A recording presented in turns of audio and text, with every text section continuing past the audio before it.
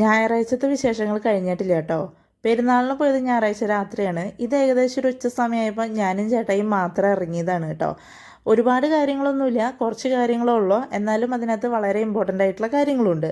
അപ്പോൾ ആദ്യം തന്നെ നമ്മളൊരു ചെരുപ്പ് മേടിക്കാനാണ് പോയത്. ശരിക്കും കഴിഞ്ഞ ആഴ്ച നമുക്ക് ചെരുപ്പ് മേടിക്കായിരുന്നു, പക്ഷെ നമ്മൾ ഇപ്രാവശ്യത്തേക്ക് അങ്ങ് നീട്ടി വെച്ചു.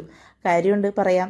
അപ്പോൾ ദേ റഫ്യൂസ് ചെയ്യാൻ പറ്റുന്ന ഒരു ടൈപ്പ് ചെരുപ്പാണ് ഞാൻ മേടിച്ചത്. പിന്നെ നെയിൽ പോളിഷ് മേടിക്കണമായിരുന്നു, പിന്നെ ഹെയറിലിടുന്ന ബണ്ണും മേടിക്കണമായിരുന്നു.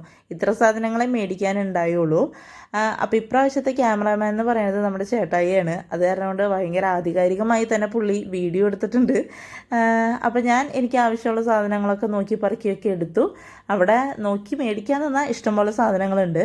അപ്പോൾ മെയിനായിട്ട് ഞങ്ങൾ ഈ ആഴ്ചത്തേക്കെല്ലാം മാറ്റി വെച്ച് ഈ ആഴ്ച ഇറങ്ങിയ കാര്യം എന്താണെന്ന് വെച്ച് കഴിഞ്ഞാൽ, ഇപ്പോൾ ഭയങ്കര മോഡേൺ ആയിട്ടൊക്കെ പറയും, അസ് ഡേ എന്നൊക്കെ പറയും. ഒരു ഫാമിലി സ്റ്റാർട്ട് ചെയ്ത് കഴിയുമ്പോൾ നമ്മൾ പാർട്ട്നേഴ്സ് രണ്ടുപേരും മാത്രമല്ലേ ഉണ്ടാവുള്ളൂ.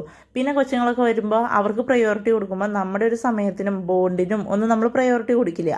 അപ്പോൾ എന്നെ സംബന്ധിച്ച് എൻ്റെ ഒരു മനസ്സിലാക്കലും വെച്ച് വഴക്കുകളുണ്ടാവും പാർട്ട്നേഴ്സ് തമ്മിൽ.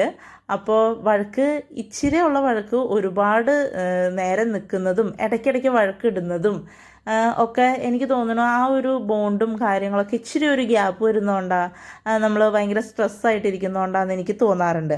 അപ്പോൾ ഞാൻ ഇങ്ങനെ ചേട്ടയോട് പറയുന്നത്, നമുക്ക് അങ്ങനെ ഒരു ദിവസം ഒന്ന് ജസ്റ്റ് ഒന്ന് പുറത്ത് പോകാൻ, കുറച്ചിങ്ങനെ ഇരുന്ന് സംസാരിക്കാം എന്നൊക്കെ ഇങ്ങനെ പറയുമായിരുന്നു. അപ്പോൾ ഞങ്ങൾക്ക് ശരിക്കും സമയം കിട്ടിയതെന്നാണ്. അത് ഞങ്ങൾ നല്ലോണം യൂസ് ചെയ്തു.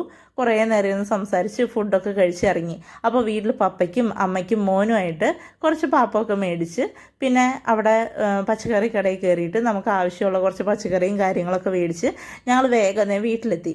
അപ്പോൾ എനിക്ക് നിങ്ങളോടും പറയാനുള്ള, നിങ്ങളും അങ്ങനെയൊക്കെ പാർട്ട്നേഴ്സ് പാരൻസ് ആയവരുണ്ടെങ്കിൽ നമുക്ക് ഓട്ടോമാറ്റിക്കലി നമുക്ക് സമയം കിട്ടില്ല. പക്ഷെ കിട്ടുന്ന സമയം നിങ്ങൾക്ക് അതിനെ യൂസ് ചെയ്യാൻ പറ്റുമെങ്കിൽ അതാട്ടോ നല്ലത്.